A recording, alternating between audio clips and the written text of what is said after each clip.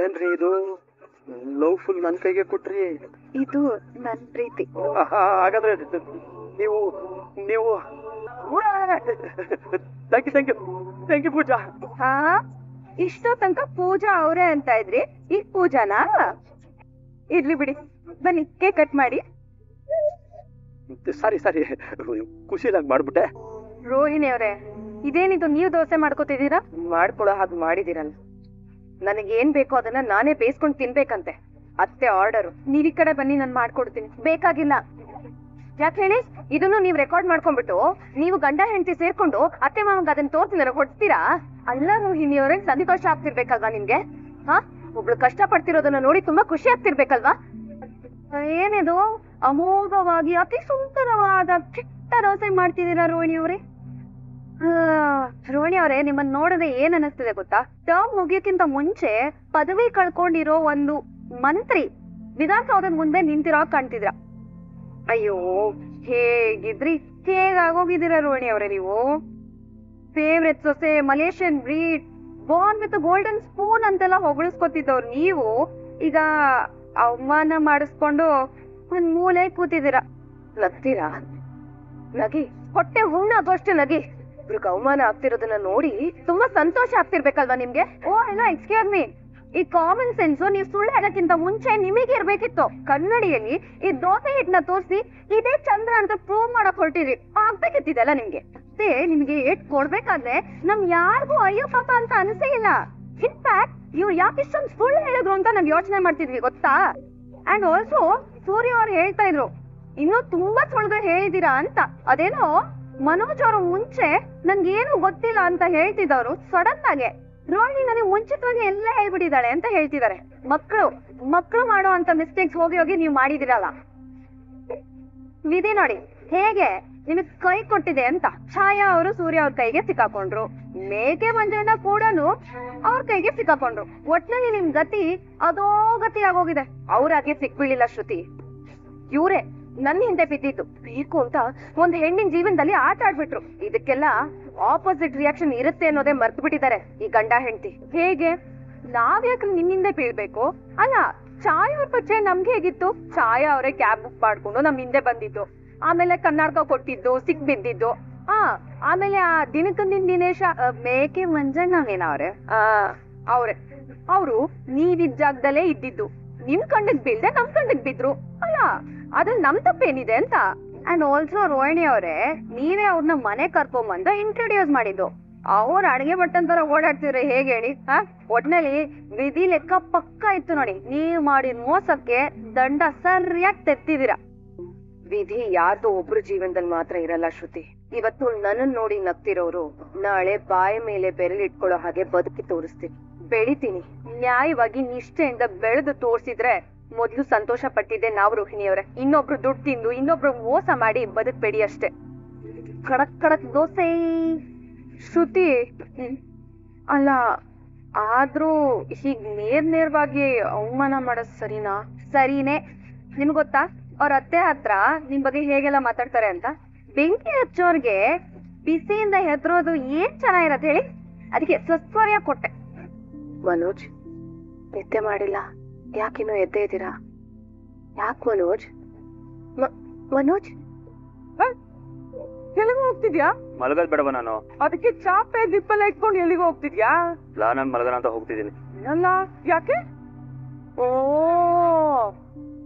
ಆಸ್ಕೆ ತ್ಯಾಗ ಮಾಡ್ತಿದ್ಯಾ? ಮಲೇಷಿಯನ್ ರಾಣಿ ಸುಪ್ಪತ್ಕೆ ಮೇಲೆ ಮಲ್ಕೊಂಡಿ ಅಂತ ಅವಳಿಗೆ ಆಸ್ಕೆ ತ್ಯಾಗ ಮಾಡಿ ನೀನ್ ಲಾನಲ್ಲಿ ಹೋಗಿ ಮಲ್ಕೋತಿದ್ಯಾ? ಏನು ಬೇಕಾಗಿಲ್ಲ, ನೀನ್ ಹೋಗಿ ಆಸ್ಕೆ ಮೇಲೆ ಮಲ್ಕೋ, ಅವಳು ಕೆಲ ಮಲ್ಕೊಳ್ಳಿ. ಏಳು ಕುಂಡಲವಾಡ ವೆಂಕಟರಮಣ, ಮನೋಜ ಬಳ್ಳಿಯ ನಡುವೆ ಕರುಣ ಬಳ್ಳಿಯ ಪ್ರವೇಶವಾಗಿ ಕ್ರಮ ಕೈಗೊಳ್ಳುತ್ತಿದೆ. ಹೂವಿಗೆ ಬಳ್ಳಿಯ ಆಸರೆ ಇಲ್ಲ, ಬಳ್ಳಿಗೆ ಹೂವೇ ಇಲ್ಲ. ಕೊಡು ಸೂರ್ಯ, ಸುಮ್ಮನೆ ಇದ್ಬಿಟ್ರೆ ಸರಿ. ಈಗ ಸುಮ್ಮನೆ ಇದ್ದರು ಸುಮ್ಮನೆ ಪ್ರಾಣ ತಿಂತೀರಾ, ಪ್ರೀತಿಲಿ ಗೆಲ್ತೀರಾ. ಮನೋಜ, ನೀನ್ ಈ ಮನೆ ಮಹಾರಾಜ ಕಣೋ. ಅಲ್ಲ, ನೀನು ಒಂದಿನಕ್ಕೂ ನನ್ ನೆಲ ಮೇಲೆ ಮಲ್ಕಕ್ ಬಿಟ್ಟಿಲ್ಲ ಕಣೋ. ಈಗ ನೋಡಿದ್ರೆ ನೀನ್ ಹೋಗಿ ಹುಲ್ ಮೇಲೆ ಮಲ್ಕೋತೀರಿ ಅಂತ ಹೇಳ್ತಿದ್ಯಲ್ಲ, ನನ್ ಹೊಟ್ಟೆ ಉರಿಯಲ್ವೇನೋ? ಅಲ್ಲ, ಹೊರಗಡೆ ಚಳಿ ಬೇರೆ, ಹಾವು ಚೇಳು ಕಚ್ಬಿಟ್ರೆ ನಿನ್ ಗತಿ ಯಾರು? ನಾನು ಹೊಟ್ಟೆ ಉರ್ದೋಗಲ್ವೇನೋ? ಮನೋಜ, ನಿನಗ್ ಜ್ವರ ಬಂದ್ರೆ ನೋಡೋದು ಯಾರು? ಅವಳು ಬಾರಿ ಕೋಟ್ಯಾಧಿಪತಿ ಮಗಳು, ಲಕ್ಪತಿ ಬೇಟ ನೋಡೋಳು. ನೋವು ಟಂಕಿಗ್ ನಾರ್ದೆ ನಾ ಕಾಣಿಗೆ ನೆಲದ ಮೇಲೆ ಮಲ್ಗಕ್ಕಾಗಲ್ವೇನೋ? ಮನೋಜ, ಹೋಗಿ ದಿಂಬು ಚಾಪೆನ ಅವ್ಳ ಮುಖದ ಮೇಲೆ ಬಿಸಾಕು. ಅವ್ಳು ಕೆಳಗಡೆ ಮಲ್ಕೊಳ್ಳಿ, ನೀನ್ ಹೋಗಿ ಮೇಲೆ ಮಲ್ಕೊಳ. ಹೋಗ. ನಿನಗೆ ಕಣೋ ಹೇಳ್ತಿರೋದು, ನನ್ ಮಾತೆ ಕಿವಿಗೆ ಬೀಳ್ತಿಲ್ವ ನಿನ್ಗೆ? ಹೋಗಿ ಮಲ್ಕೊಳ್ಳೋ ಮೇಲೆ. ಸರಿ. ಅಯ್ಯೋ ಸರಿ ಅನ್ಬಿಟ್ಟು ಇನ್ನೂ ಇನ್ನೇ ನಿಂತಿದ್ಯಲ್ಲ. ಹೋಗೋ ಒಳಗೆ ಹೋಗಿ ಮಂಚದ ಮೇಲೆ ಮಲ್ಕೋ ಹೋಗೋ. ಯಾರೇ ಅದು ಈ ಹೊತ್ತಲ್ಲಿ ಕರೀನ ಈ ತರ ಬಡ್ಕೋತಾ ಇರೋದು? ಪೂಜಾರಿ, ರಿಸೀವ್ ಮಾಡು ವಾಂಚ್ ಬಿಸಾಕ್ ಕೊಡ್ತೀನಿ ಅಂತ ಹೇಳು ಹುಡುಗೆ. ಯಾಕ್ರಿ? ಮೋಸ್ಗಾತಿ ಫ್ರೆಂಡು, ಅನ್ಯಾಯ ತುಂಡದು. ಈ ಹೊತ್ತು ರೌಳಿ ಯಾಕೆ ಫೋನ್ ಮಾಡ್ತಾರೆ ನಿಂಗೆ? ನನ್ಗೇನ್ರಿ ಗೊತ್ತು, ಕೇಳಿ ನೋಡ್ತೀನಿ ರೀ. ಕೇಳು, ನೋಡ್ಬೇಡ. ಹಲೋ ಹಲೋ ಮೀನವ್ರೆ, ಸಾರಿ, ತೊಂದ್ರೆ ಆಯ್ತಾ? ಹಾಗೇನಿಲ್ಲ. ಊಟ ಆಯ್ತಾ? ಮನ್ಸು ಇಲ್ಲ ಮೀನವ್ರೆ. ಯಾಕೆ? ಮನ್ಸು ಮಾರಾಟ ಆಗೋಗಿದ್ಯೇನೋ ಅನ್ನಿಸ್ತಾ ಇದೆ. ಅಂದ್ರೆ ಸಂತೋಷ್ ಅವ್ರ ಪ್ರೀತಿನ ಒಪ್ಕೊಂಡ್ಬಿಟ್ಟೆ. ಓಹೋ, ಮೇಡಮ್ ಅವರು ಲವಲ್ ಬಿದ್ದಾಯ್ತು. ಏನ್ ಇವಾಗ ನೋವು ಅನ್ಕೊಂಡು ಲವ್ ಟ್ರೈನಿಂಗ್ ಸ್ಕೂಲ್ ನಡೆಸ್ತಾ ಇದೀಯ ನೀನು? ಸುಮ್ನೆ ಕುತ್ಕೊಳ್ರಿ. ಕುತ್ಕೊಂಡಿದ್ದೇನೋ ಆಯ್ತು, ಆದ್ರೆ ಮುಂದೆ ಏನ್ ಮಾಡ್ಲಿ ಅಂತ ಕೇಳಕ್ ಫೋನ್ ಮಾಡ್ದೆ. ಅಯ್ಯೋ, ಇದೊಳ್ಳೆ ಚೆನ್ನಾಗೈತಲ್ಲ. ಒಬ್ರನ್ನೊಬ್ರು ಇಷ್ಟಪಡ್ತಿದ್ದೀರಾ ಅಂದ್ಮೇಲೆ ಮದ್ವೆ ಆಗ್ಬಿಡಿ. ಅಯ್ಯೋ, ಅವ್ನ್ ಹೇಗೋ ಏನೋ, ಮದ್ವೆ ಆಗ್ಬಿಟ್ರೆ ಕಷ್ಟ ಆಗಲ್ವಾ? ಅಲ್ಲ ಪೂಜಾ ಅವ್ರೆ, ಮನ್ಸ್ ಕೊಟ್ಟಿದೀನಿ ಅಂತ ಹೇಳಿದ್ಮೇಲೆ ಮದ್ವೆ ಆಗೋದ್ರಲ್ಲಿ ತಪ್ಪೇನಿದೆ? ಅವ್ನ್ ಕೆಟ್ಟವನಾಗಿದ್ರೆ ಸ್ವಲ್ಪ ದಿನ ಅವ್ನ್ ಹೇಗೋ ಏನೋ ಅಂತ ನೋಡಿ ಆಮೇಲೆ ಮದ್ವೆ ಆಗೋದು ಒಳ್ಳೇದಲ್ವಾ? ಅನುಮಾನ ಇದ್ರೆ ನಂಬಾರ್ದು, ನಂಬದ್ಮೇಲೆ ಅನುಮಾನ ಪಡ್ಬಾರ್ದು. ಅಯ್ಯೋ, ಈ ಭೂಮಿ ಮೇಲೆ ಯಾರು ಪರಿಪೂರ್ಣರಲ್ಲ. ಸಣ್ಣ ಪುಟ್ಟ ಲೋಪಗಳು ಎಲ್ರಲ್ಲೂ ಇದ್ದೇ ಇರುತ್ತೆ. ಅಲ್ಲ, ನಿಜಾನೇ. ಆದ್ರೆ ಇದು ಜೀವನಕ್ಕೆ ಸಂಬಂಧಪಟ್ಟಿರೋ ವಿಷಯ ಅಲ್ವಾ? ನಾನು ಏನ್ ಹೇಳ್ಬೇಕು ಅಷ್ಟ್ ಹೇಳಿದೀನಿ. ನಿಮ್ ಜೀವನದ ಬಗ್ಗೆ ನಿಮ್ ಕಾಳಜಿ ಇದ್ರೆ ನಿಮ್ ಬೇಕಾದ ತೀರ್ಮಾನ ತಗೋಬಹುದು. ಸರಿ ಆಯ್ತು, ಏನ್ ಮಾಡ್ಬೇಕು ಅನ್ನೋದನ್ನ ಯೋಚನೆ ಮಾಡಿ ಮತ್ತೆ ನಿಮ್ ಸಲಹೆ ಕೇಳೋದಿಕ್ಕೆ ಫೋನ್ ಮಾಡ್ತೀನಿ. ಓಕೆನಾ? ಸರಿ ಪೂಜಾ ಅವ್ರೆ, ಬಾಯ್. ಬಾಯ್ ಅಂಡ್ ಥ್ಯಾಂಕ್ಸ್. ಹಲೋ ಮೀನವ್ರೆ, ಇಲ್ಲಿಗೆ ನಿಮ್ ಕೆಲ್ಸ ಮುಗ್ದಿಲ್ಲ. ನಾನು ಅವಾಗ ಫೋನ್ ಮಾಡಿ ನಿಮ್ ಹತ್ರ ಟಿಪ್ಸ್ ಕೇಳ್ತಾ ಇರ್ತೀನಿ. ಸರಿ, ಬಾಯ್. ಏನ್ ನಡೀತಾ ಇದೆ? ಏನ್ ನಡೆಸ್ತಾ ಇದೀಯ ನೀನು? ಅಯ್ಯೋ, ನಾನೇನು ನಡೆಸ್ತಿಲ್ಲ ರೀ. ಪಾಪ ಪೂಜಾ ಅವರು ಪ್ರೀತಿ ಮಾಡ್ತಿದ್ದಾರೆ. ಮುಂದೆ ಏನು ಹೇಗೆ ಅಂತ ಕೇಳ್ತಿದ್ರು ಅಷ್ಟೇ. ಅದಕ್ಕೆ ತಾವೇನ್ ಹೇಳಿದ್ರು? ತಾವ್ ಕೇಳಿಸ್ಕೊಳ್ಳಿಲ್ವೋ? ನೋಡೇ, ತಿಳುವಳಿಕೆ ಇರೋದಾಗಿ ಇಡೀ ಮಜ್ಜಿಗೆ ತರ ತಂಪೊತ್ತಲ್ಲಿ ತಿಳುವಳಿಕೆ ಹೇಳ್ತಾ ಇದೀನಿ, ಕೇಳಿಸ್ಕೊಂಬಿಡು.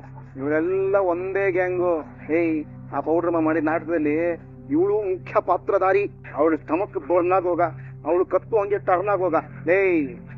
ಅಂತವ್ರಿಗೆಲ್ಲ ಸಹಾಯ ಮಾಡಕ್ ಹೋಗಿ ನೀನು ಜಾಕ ಕಸ್ಕೋಬೇಡ ಕಣೆ, ಹೇಳ್ತಾ ಇದೀನಿ. ಉಸಾರು ಕಂಬಸಾರು. ಸುಮ್ನೆ ನೀವು ಶಾಪ್ಗಳನ್ನ ಹಾಕ್ಬೇಡಿ. ಅವ್ರು ಏನಾದ್ರೂ ಮಾಡ್ಲಿ, ಅವ್ರು ಹೇಗಾದ್ರೂ ಇರ್ಲಿ, ನಾನ್ ಕೆಟ್ಟದ್ ಮಾಡಲ್ಲ, ಕೆಟ್ಟವಳು ಆಗಲ್ಲ. ಸಾಸಿವೆ ಡಬ್ಬದಲ್ಲಿರೋರ್ಗು ಮಾತ್ರ ಸಾಸಿವೆ ಕಣೆ.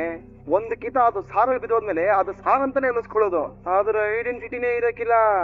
ಗೆಪ್ತಿಲಿಟ್ಕೋ ನೋಡ, ಅವಳು ಮಾಡಿರೋ ಮೋಸ, ಆಡಿರೋ ನಾಟಕಗಳೆಲ್ಲ ತಲೆಯಲ್ಲಿ ಇಟ್ಕೊಂಡು ತೀರ್ಮಾನ ತಗೊಳೆ. ಸ್ಟೇಟ್ ಸಾಧಿಸಕ್ಕೆ ರೌಡಿಸಂ ಮಾಡೋದಕ್ಕೆ ನಾನ್ ನೀವಲ್ಲ. ಇದು ಬೇಕಾಗಿತ್ತು ನಮಗ ಅನ್ನಿಸ್ಕೋಬೇಕಾಗಿತ್ತು. ಆಯ್ತು. ಅಯ್ಯೋ, ಬಾಯ್ ತಪ್ಪಿ ಏನೋ ಅನ್ಬಿಟ್ಟೆ. ಇದು ಹೆಂಗಪ್ಪ ಇವನ್ನ ಸಮಾಧಾನ ಮಾಡೋದು? ನಾವು ರೌಡಿಗಳು, ನಾವು ಪೊರ್ಕಿಗಳು. ಆಯ್ತಾಯ್ತು ರೀ, ನಮ್ ಕಾಸು ಸಿಗ್ಗು, ನಾವು ಮಾತಾಡಕ್ಕಿಲ್ಲ. ಇಲ್ಲ ಬಿಡು ಮುಂದೆ. ಹೌದಾ? ಹೌದು. ಹಂಗ ಮಾಡ್ಬೇಡ. ನಾನೇ ಆಮೇಲೆ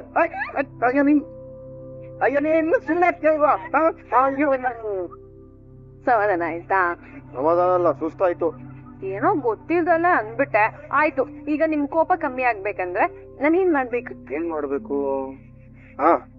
ರೀಲ್ಸ್ ಮಾಡ್ಬೇಕು. ರೀಲ್ಸಾ? ಹೌದು. ಅದೇನೋ ಎಲ್ರು ಮಾಡ್ತಾರಲ್ಲೇ, ನಾವು ಮಾಡೋಣ ಕಡೆ, ಯಾವತ್ತು ಮಾಡಿಲ್ಲ. ನೋಡು, ನೀನು ಹೂ ಅಂದ್ರೆ ಮನ್ನಿಪೇನು, ಇಲ್ವಾ ನೋ ಮನ್ನಿಪು ನೋ ಕ್ಷಮಾಪು ಅಷ್ಟೇ. ಇಲ್ಲ, ನನ್ಗದೆಲ್ಲ ಮಾಡಕ್ ಬರಲ್ಲ. ಬರುತ್ತೆ, ಮನಸ್ಸು ಮಾಡ್ಬೇಕು, ಯೋಚನೆ ಮಾಡಿ ನೋಡೆ ಮೀನಮ್ಮ. ಸರಿ, ಮಾಡೋಣ ಬಾ. ಏಡ ಮಾಡೋಣ. ಇಲ್ಲಿ ಇಟ್ಟಿರ್ತೀನಿ ಫೋನು. ಏನ್ ಮಾಡ್ಬೇಕು? ಹಿಂಗೆ ತಗೋ ಹೆಂಗಿದೆ ನೋಡೋಣ. ಪಕ್ಕದ ಒಂದಿದೆ. ಮಜಬೂತಾಗಿದೆ ಕಡೆ. ಇವಾಗ ಇದನ್ನ ಏನ್ ಮಾಡೋದು? ಇನ್ನೇನ್ ಮಾಡೋಣ, ಪೋಸ್ಟ್ ಮಾಡೋಣ. ಪೋಸ್ಟ್ ಮಾಡಕ್ಕೆ ಪೋಸ್ಟ್ ಬಾಕ್ಸ್ ಹತ್ರ ಹೋಗ್ಬೇಕಾ? ಪೋಸ್ಟ್ ಬಾಕ್ಸ್ ಹತ್ರ ಯಾರಾದ್ರೂ ಹಾಕ್ತಾರೇನ್ರಿ? ಹಾಕಲ್ವೇ? ಸುಮ್ನೆ ನೀವು ಗೊತ್ತಿದೆ ಇಲ್ವಾ ಅಂತ ಕೇಳ್ದೆ ಅಷ್ಟೇ. ನಾನೇನು ಅಷ್ಟೊಂದು ದಡ್ಡಿನ? ನೀನ್ ದಡ್ಡಿ ಎಲ್ಲ ಕಣೆ ಮೀನಮ್ಮ, ನಿನ್ನ ದಡ್ಡಿ ಅನ್ನೋರು ಶತದಡ್ರು. ನೀನು ಬುದ್ಧಿಲಿ ಸರಸ್ವತಿ, ಹಠ ಹಿಡಿದ್ರೆ ಪಾರ್ವತಿ, ಸೌಂದರ್ಯದಲ್ಲಿ ನೀನು ಲಕ್ಷ್ಮಿ, ಕಪಟಿಗಳ ನಡುವೆ ಕಪಟ ನಾಟಕ ಸೂತ್ರಧಾರಿ ಕಳಿಸಿರೋ ಕರ್ಪೂರದ ಬೊಂಬೆ ಕಣೆ ನೀನು. ರೇ ಮೀನಮ್ಮ, ಈ ಪೆದ್ನನ್ ಮಗನ್ ಕೈ ಹಿಡಿದಿರೋ ಮುದ್ದು ಕೈಗಳು ಕಣೆ ನಿಮ್ಗೆ. ಹೇಳಿ, ಆ ಕೈಗಳಿಂದ ವಿಡಿಯೋನ ಪೋಸ್ಟ್ ಮಾಡೋದ್ಲಾಗೆ ಪೋಸ್ಟ್ ಮಾಡಿಸ್ರೆ ಎಷ್ಟು ಲೈಕ್ಸ್ ಬರ್ತದೋ, ಎಷ್ಟು ಕಾಮೆಂಟ್ಸ್ ಬರ್ತದೋ, ಎಷ್ಟು ವ್ಯೂಸ್ ಬರ್ತದೋ. ಆ ಶಿವನೇ ಬಲ್ಲ. ನಾಳೆ ಬೆಳಿಗ್ಗೆ ವಾತ್ವಾತಾರೆ ಹೇಳ್ತಿದ್ದಂಗೆ ಇಬ್ರು ಸ್ಟಾರ್ಗಳಾಗ್ಬಿಡೋಣ. ಇದು ನಮ್ ಮೊದಲನೇ ಸಲ ವಿಡಿಯೋ ಮಾಡಿರೋದು, ಅದಕ್ಕೆ ಬೆಳಿಗ್ಗೆ ಬೇಗ ಎದ್ದು ದೇವ್ರಿಗೆ ಕೈ ಮುಗ್ದು ಆಮೇಲೆ ಪೋಸ್ಟ್ ಮಾಡೋಣ. ಯಾಕೆ ಎಲ್ಲದಕ್ಕೂ ದೇವ್ರು ಹೇಳ್ಕೊಂಡ್ಬರ್ತೀಯ? ಬಿಟ್ಬಿಡೆ. ಆ ಡಿಂಗ್ರಿ ಗುಂಗ್ರಿ ಜೀವನ ಗುತ್ತಿಗೆ ತಗೊಂಡಿದ್ದಾನೆ ದೇವ್ರು. ಅವನಿಗೆ ಮಾಡೋದಕ್ಕೆ ಬೇಜಾನ್ ಕೆಲ್ಸಗಳಿರುತ್ತೆ, ಅವ್ರನ್ನ ನೋಡ್ಕೊಳ್ಳಿ ಬಿಡು. ದೇವ್ರ ಎಲ್ರು ನೋಡ್ಕೊಂತಾನೆ, ನಾನ್ ಒಬ್ಬನ್ ಬಿಟ್ಟು.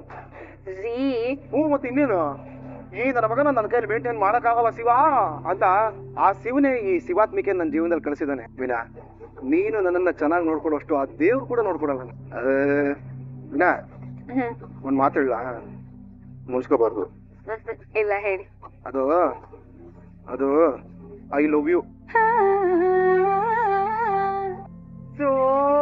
ಒಂದ್ ಲೋಟ ಕಾಫಿ ಮಾಡ್ಕೊಂಬರಕ್ಕೆ ಅದೆಷ್ಟೊತ್ತು ಮಾಡ್ತಾಳೇನೋ.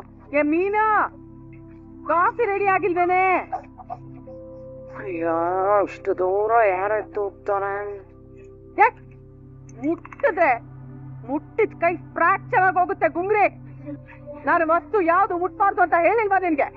ಮತ್ತೆ ಬಂದ್ ಮುಟ್ಟಿದ್ದು? ಹೋಗಿ 4 ಅಡಿ ದೂರ ನಿಂತ್ಕೊ ಹೋಗು. ಎಷ್ಟು ಹೇಳಿದ್ರು ಅರ್ಥ ಆಗಲ್ಲ ಈ ಜನ್ಮಕ್ಕೆ. ಏ ಮೀನಾ, ನನ್ ಫೋನ್ ಎತ್ಕೊಡು.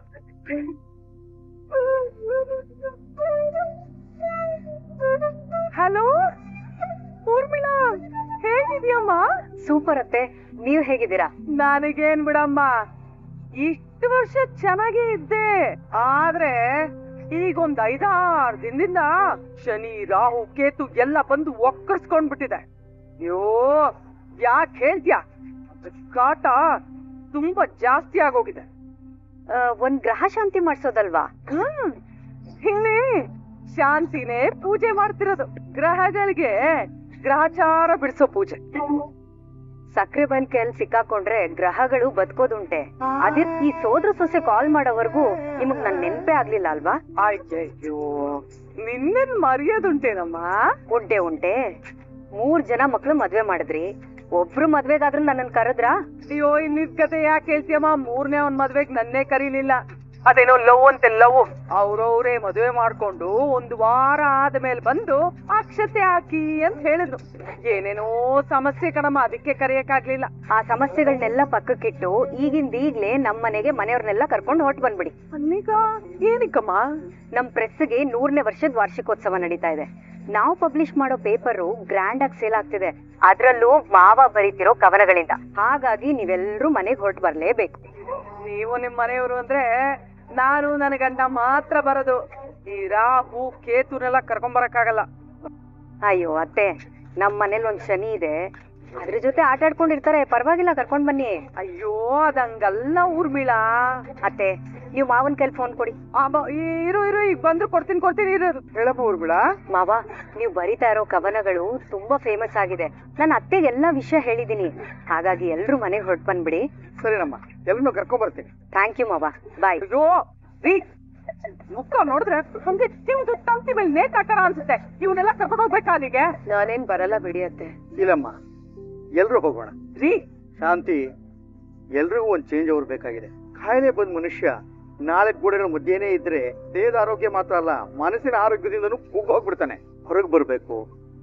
ಸೂರ್ಯನ ಕಿರಣ, ತಂಗಾಳಿ ಎಲ್ಲ ಸೋಕಿದ್ರೆ ಮನಸ್ಸು ಕೂಡ ಒಂದು ಪ್ರಫುಲ್ಲವಾಗುತ್ತೆ. ಸದ್ಯಕ್ಕೆ ನಮ್ಮನೆ ಪರಿಸ್ಥಿತಿನೂ ಹಾಗೆ ಹಾಳಾಗಿ ಹೋಗ್ಬಿಟ್ಟಿದೆ. ನಾವೆಲ್ಲರೂ ಊರುಗಳ ಮನೆಗೆ ಹೋಗಿದ್ ಬರೋಣ. ಸುಮ್ಮನೆ ಪರ್ಫೆಕ್ಟ್ ಮಾವ. ರನಿ, ನನ್ ಬಟ್ಟೆ ಎಲ್ಲ ಪ್ಯಾಕ್ ಮಾಡ್ಬಿಡು, ಹೋಗು. ಅಮ್ಮ ಮೀನಾ, ಮಾವ ಸೂರ್ಯನ್ಗೆ ಫೋನ್ ಮಾಡಿ ಬರೋಕ್ ಹೇಳಮ್ಮ, ಅವ್ನ್ ಬಟ್ಟೆ ಎಲ್ಲ ರೆಡಿ ಮಾಡ್ಕೊಡು. ಸರಿ ಮಾವ. ರೋಹಿಣಿ, ಮಾವ, ಮನೋಜ ಶೋರೂಮ್ ಹೋಗಿದ್ದಾನೇನಮ್ಮ, ಅವನ್ ಬಟ್ಟೆಗಳು ನೀನೇ ರೆಡಿ ಮಾಡು. ಅವನ್ನ ಡೈರೆಕ್ಟ್ ಅಲ್ಲಿಗೆ ಬರಕ್ ಹೇಳೋಣ. ರೀ ನನ್ ಫೋನ್ ಕೊಡಿ, ನಾನೇ ಬರಕ್ ಹೇಳ್ತೀನಿ. ಇವಳು ಏನ್ ಹೇಳೋದ್ ಬೇಕಾಗಿಲ್ಲ. ರಂಗನಾಯ್ಕಿ, ನನ್ನ ಮಾತು ಕೇಳಿಸ್ಕೊ. ಅವನಲ್ಲಿಗೆ ಬರ್ತಾನೆ, ನೀನು ಹೊರಡು. ಎಲ್ಲ ಹೋಗಿದ್ ಬರೋಣಪ್ಪ. ಹಲೋ, ಇವ್ರನ್ನ ಯಾಕೆ ಇಲ್ಲಿ ಕರ್ಕೊಂಡ್ ಬಂದ್ರಿ? ನೀವು ನೆನ್ನೆ ತಾನೇ ಕ್ಯಾಬಲ್ಲಿ ಹೇಳಿದ್ರಲ್ಲ ಮನೆ ಬಾಡಿಗೆಗಿದೆ, ಯಾರಾದ್ರೂ ಇದ್ರೆ ಹೇಳಿ ಅಂತ. ಅವ್ರಿಗೆ ಜಾಗ ಇಲ್ಲ. ಯಾಕೆ ಅಷ್ಟೇ ಕೋಪ? ಸ್ವಲ್ಪ ನಿಮ್ ಕನಿಕರ ತೋರಿಸ್ಬೇಕಪ್ಪ ಅವ್ರಿಗೆ. ಕರಾನೂ ಇಲ್ಲ, ಹಸುನೂ ಇಲ್ಲ ದೊಡ್ಡವ್ರೆ. ಓರಿಗಳು ಇವರು. ಮುಚ್ಚೆ ಬಾಯಿ. ಮದ್ವೆ ಮನೆಗ್ ನುಗ್ಗಿ ಮದ್ವೆ ನಿಲ್ಸಿ ನನ್ ಜೀವನನೇ ಬೀದಿಗೆ ತಂದಿದ್ದೀರಾ.